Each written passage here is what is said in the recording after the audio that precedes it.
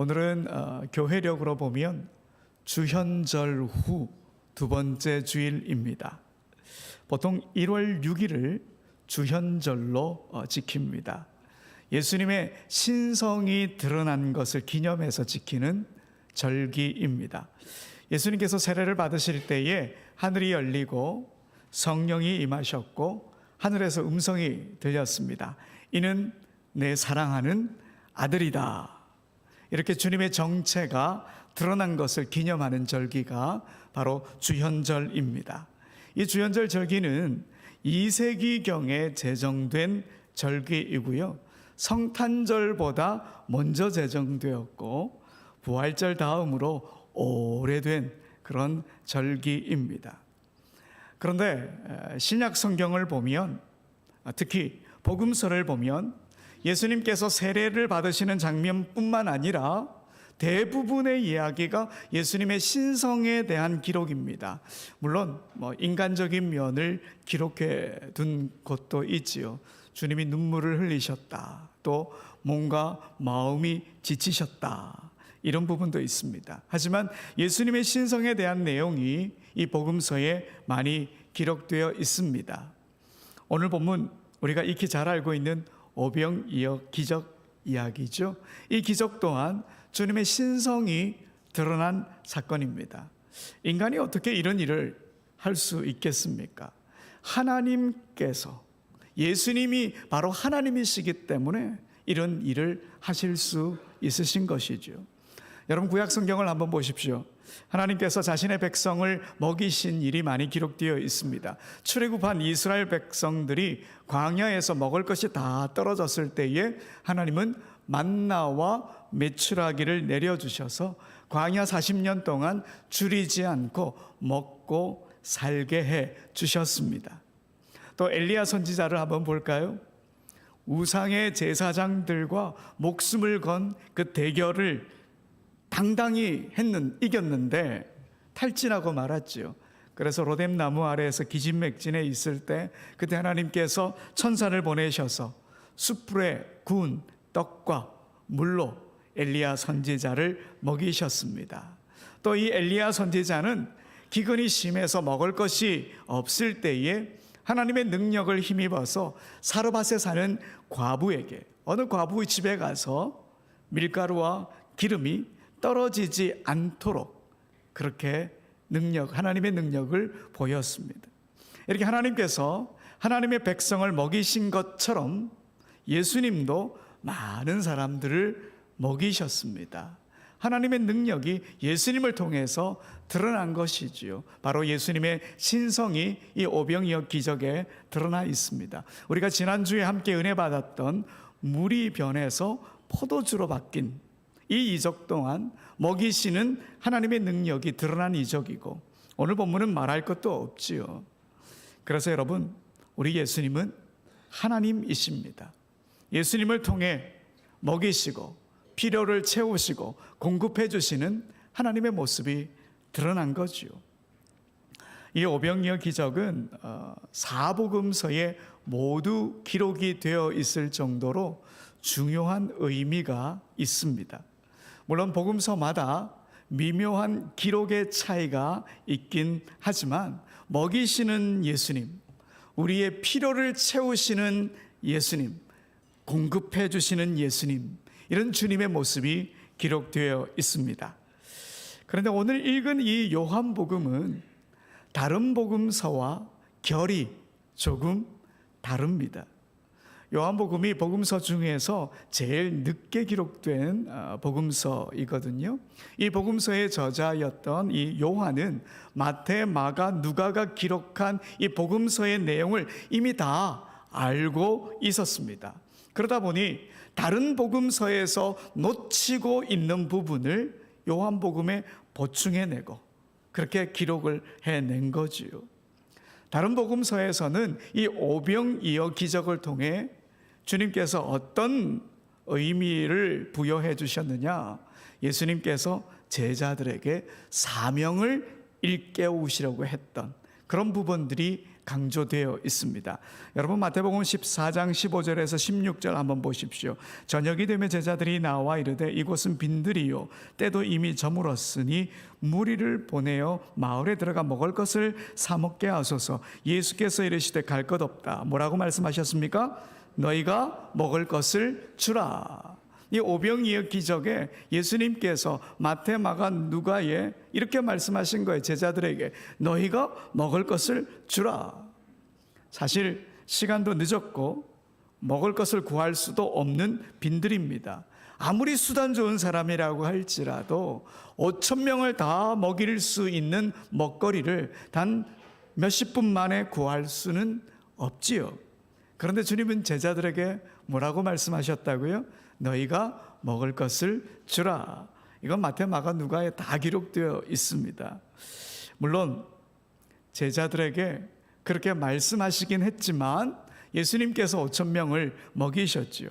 하지만 제자들은 이 기적을 떠올릴 때마다 주님께서 먹이신 것처럼 우리도 사람들을 먹이는 제자가 되어야 되겠구나. 우리도 사람들을 긍휼히 여길 줄 아는 사도가 되어야 되겠구나. 그런 사명감을 갖게 된 것이지요. 그런데 요한복음에는 이런 내용이 없습니다. 대신 구체적인 출연진이 등장을 합니다.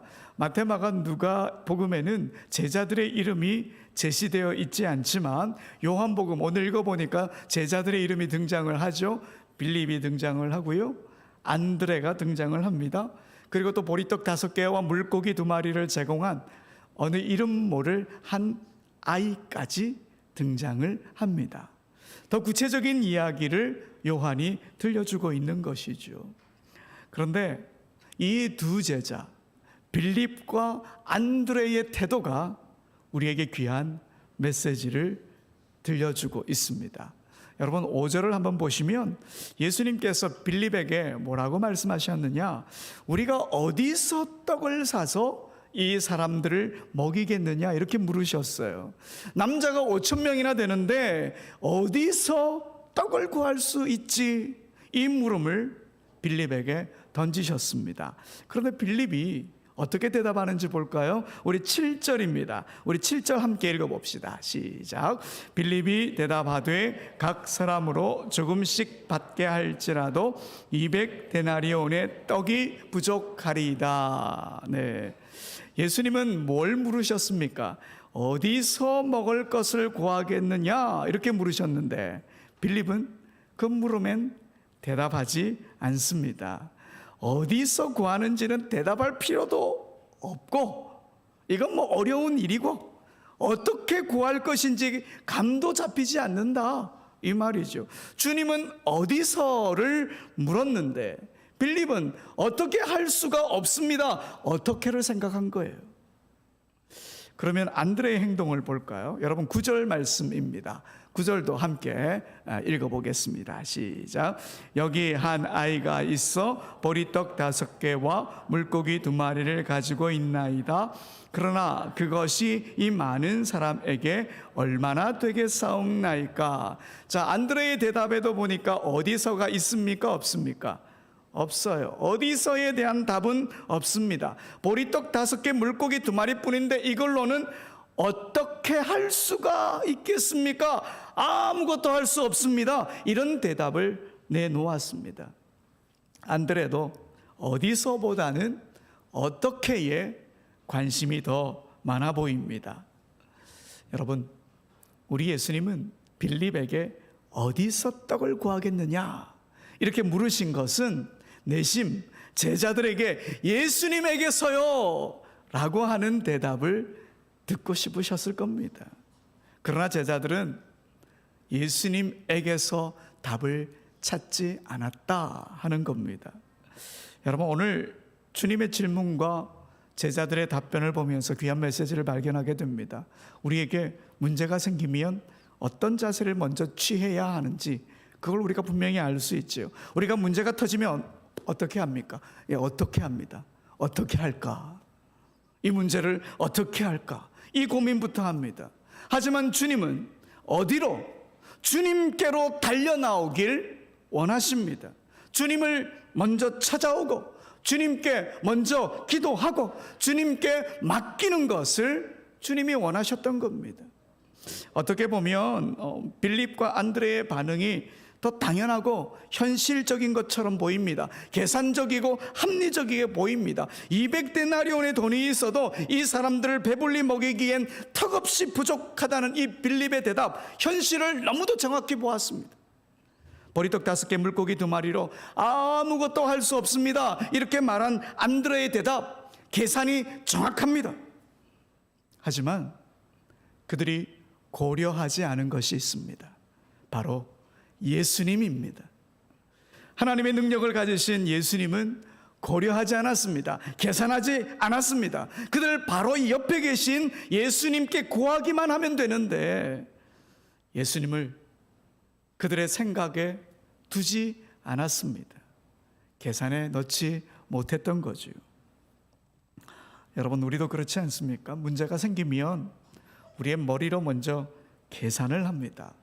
정확히 따져봅니다. 현실성이 있는지 없는지 살펴봅니다. 물론 이런 게 필요 없다는 게 아닙니다. 순서가 잘못되었다는 겁니다. 여러분, 먼저 어디로 가야 합니까? 바로 우리 곁에 계신 주님께로 가야 합니다. 어디로가 먼저라는 거예요. 어디로? 어떻게 할까 보다 어디로? 주님께로 먼저 가는 것이 믿음이고 그리스도인의 삶의 자세입니다. 몇 해 전에 세상을 떠난 이여령 박사님의 지성에서 영성으로라고 하는 책이 있는데요. 책에 이런 이야기가 나옵니다. 박사님이 초등학교 2학년, 3학년 정도 되었을 때 어릴 적에 이런 의문이 들었답니다. 어째서 제비는 사람 사는 집에 들어와 겁도 없이 집을 짓고 새끼까지 칠까? 저도 어릴 때 저희 집 처마 밑에 제비가 살았던 기억이 있는데요. 따뜻한 봄날 제비가 날아와서 처마 밑에 둥지를 틀고 새끼를 낳고 살다가 가을이면 따뜻한 남쪽으로 이렇게 날아갑니다. 가만히 생각해 보면 제비는 대단한 담력을 가졌습니다. 인간 손에 딱 잡히기 쉬운 위치에 집을 짓고 새끼를 낳고 새끼를 키우지 않습니까? 어떤 새도 이렇게 하지 않습니다. 다른 새들은 어떻게 합니까? 인간과 멀리 떨어져서 집을 짓습니다. 그런데 제비는 왜 이렇게 할까요? 그 이유를 이 책은 이렇게 설명합니다. 왜 제비만은 사람을 믿고 날 잡아먹으라는 듯 사람들이 사는 집에 집을 지을까요? 사람을 믿고 의지하면 천적들이 덤비지 못하지요. 인간을 믿고 자신의 목숨을 맡긴 제비들은 인간의 보호를 받게 됩니다. 여러분, 제비는요, 인간을 믿고 자신을 통째로 맡긴다는 겁니다. 그러면 맡김을 받은 인간은 어떻게 할까요? 책임을 져준다는 거예요. 가만히 생각해 보니까 저도 새총으로 옛날에 참새는 잡으려고 막 했는데 제비는 잡으려고 한 적이 별로 없다는 생각이 들더라고요. 제비는 사람이 자기와 새끼를 해치지 않을 것이고 더 나아가 구렁이와 매와 같은 맹수로부터 자기들을 지켜줄 것이라 그렇게 믿고 있기 때문에 인간에게 자기를 맡기고 인간 집에 둥지를 만든다, 이 말입니다. 물론 여러분, 과학적인 설명은 아니지만 신앙적인 측면에서 보면 꽤 설득력 있는 그런 해석이지 않습니까? 제비처럼 인간의 집에 둥지를 트는 새는 없습니다. 이건 인간을 믿을 때만 가능합니다. 그리고 인간에게 맡깁니다. 아마 제비가 이렇게 말하지 않았을까요? 내가 인간을 믿고 맡기니까 인간이 날 책임져 주세요. 여러분, 마찬가지로 우리가 주님께로 달려가 주님께 우리를 맡기면 주님이 우리를 책임져 주십니다. 주님을 온전히 믿을 때 책임져 주십니다. 우리 주님은 제자들에게 이런 태도를 원하셨습니다. 어떻게가 아니라 어디로? 주님께로.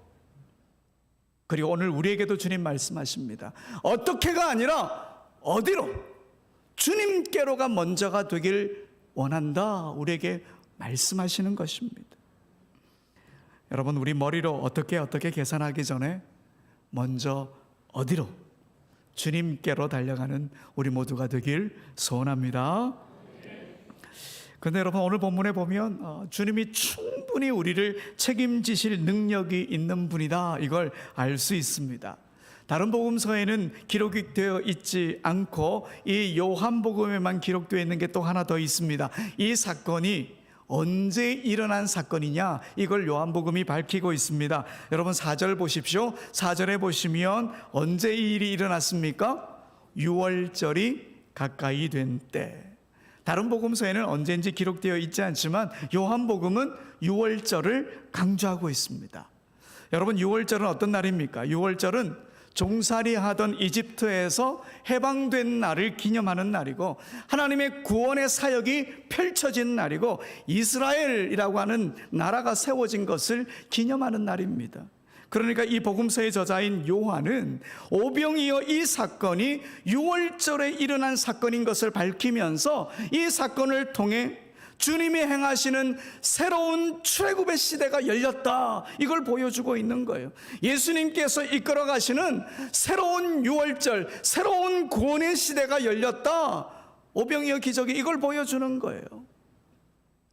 그런데 여러분, 주님이 보여주실 새로운 출애굽은 구약시대의 출애굽과 완전히 다른 차원입니다.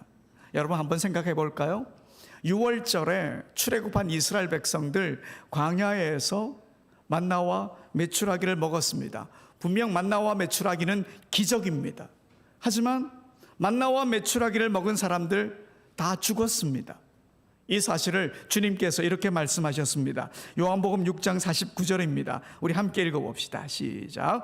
너희 조상들은 광야에서 만나를 먹었어도 죽었거니와. 네, 만나와 메추라기가 분명히 기적의 양식이긴 했지만 그것을 먹는 사람 다 죽었습니다. 그 양식이 그들을 영원히 살게 한 것은 아니기 때문이지요. 사실 오늘 본문의 오병이어의 기적을 경험한 이들도, 보리떡을 받아 먹고 물고기를 먹은 사람들도 다 죽었어요. 분명 이것도 기적의 양식이기는 했지만 영생의 양식은 아니었습니다. 영생의 양식은 따로 있었지요. 그것은 다름 아닌 예수님 자신이었습니다. 요한복음 6장 47절 48절입니다. 진실로 진실로 너희에게 이르노니 믿는 자는 영생을 가졌나니. 그 다음 구절 함께 읽읍시다. 시작. 내가 곧 생명의 떡이니라. 아멘. 예수님께서 오병이어의 기적을 통해서 새롭게 보여주실 출애굽은 생명의 밥을 먹고 영생에 이르는 구원을 알려주시는 사건이라는 거죠. 생명의 밥을 먹는 6월절이 되게 하겠다, 이렇게 말씀하시는 것입니다. 오병이어의 기적을 통해 5,000명을 먹이신 일, 분명히 기뻐해야 할 놀라운 기적이지만 영생에 이르게 하는 생명의 밥을 먹고 기뻐하는 자가 되라, 이게 바로 오병이어에 담겨 있는 내 뜻이다, 주님이 이렇게 말씀하시는 거예요. 물론 여기서 먹는다라고 하는 것은 믿는다라고 하는 말입니다. 여러분, 이렇게 오병이어의 기적은 우리의 영을 먹이시는 예수님, 우리를 살게 하시는 예수님, 우리를 영원으로 이끄시는 구원의 예수님을 바라보는 사건입니다. 그러니 여러분, 예수님께서 이루시는 구원은 이 땅의 작은 문제뿐만 아니라 생명의 문제까지도, 영생의 문제까지도 해결해 주시는 구원입니다. 그러니 이 땅에서 만나는 세상의 문제, 주님께 당연히 맡겨야 되지 않겠습니까? 주님은 생명의 밥이시니 우리가 어디로? 주님께로 달려가는 것 당연하지 않습니까? 그리고 주님께 맡겨야 되는 것 당연한 것입니다. 이것이 오병이어 기적을 보이신 주님의 뜻입니다. 여러분, 주님은 오늘 우리에게 자신을 생명의 밥이다, 그렇게 말씀하시는데요, 우리가 매일 밥을 먹지 않으면 살아갈 수 없는 것처럼 예수님 없이는 우리의 영은 생명을 유지할 수 없습니다. 주님께서는 우리에게 말씀을 통해, 기도를 통해, 또 성령의 인도하심을 통해 당신 자신을 공급해 주십니다. 하지만 우리가 그 생명의 밥을 어떻게 받아들이고 있느냐, 우리 자신을 돌아봐야 되겠죠. 혹시 습관적으로, 형식적으로 예수님을 대하고 있지는 않습니까? 생명의 밥이신 주님을 매일 새로운 마음으로 만나야 합니다. 우리의 삶에서 예수님이 없으면 안 된다라고 하는 그 절박함과 갈급함으로 주님을 만나고 주님을 먹고 주님을 믿어야 하는 거예요. 그리고 여러분, 우리가 생명의 밥을 먹었다면 이제는 그 밥을 나누는 삶도 살아내야 되지 않겠습니까? 한 아이가 자신이 가진 보리떡과 물고기 내놓았듯이 우리가 주님께 받은 은혜를 나누는 삶을 살아내야 합니다. 우리 이웃 중에 영적으로 배고픈 이들이 있습니다. 절망 가운데 있는 이들, 희망을 잃은 이들, 몸과 마음이 연약해져 있는 지체들, 신앙이 흔들리는 이들, 또 신앙을 떠난 친구들, 혹은 이제 막 신앙의 첫 발을 내디딘 이들 모두가 영적으로 배고픈 이들입니다. 이들이 생명의 밥이신 주님을 만나야 하고 주님을 먹어야 합니다. 그들에게 생명의 밥이신 예수님을 우리가 도움을 주어서 먹여줄 수도 있어야 되지 않겠습니까? 예수님께서 우리를 통해 생명의 밥을 나누길 원하십니다. 우리가 가진 것이 아무리 작아 보일지라도 주님께 맡기면 그것을 통해 놀라운 일들이 일어납니다. 이번 한 주 우리 주위에 누군가에게 성경 한 구절 문자나 카톡으로 보내보는 건 어떨까요? 뭐 그렇다고 공격적으로 한꺼번에 몇 개씩 막 보내가지고 아예 읽지도 못하게, 읽을 생각도 안 들게 그렇게 하지 마시고, 자기가 은혜 받고 또 힘을 얻게 된 구절이 있다면 한 구절 보내보는 거지요. 누군가 그 말씀으로 영의 힘을 공급받게 될 수도 있지 않겠습니까? 사랑하는 여러분, 오병이어 기적은 예수님의 신성을 충분히 보여주는 사건입니다. 그 기적을 통해 주님은 오늘 우리에게 말씀하십니다. 문제가 생길 때 먼저 어디로? 주님께로 오라 하십니다. 그리고 주님이 주시는 생명의 밥을 먹으라 하십니다. 우리가 주님을 믿고 맡길 때 우리의 영혼은 충만해지고 주님의 생명을 나누는 삶을 살아가게 됩니다. 오늘도 생명의 밥이신 예수님께 나아가고 주님과 동행하며 주님의 생명을 나누는 삶을 살아가는 우리 모두가 되길 간절히 소원합니다. 우리 다 같이 일어나셔서 충만 찬양하시겠습니다.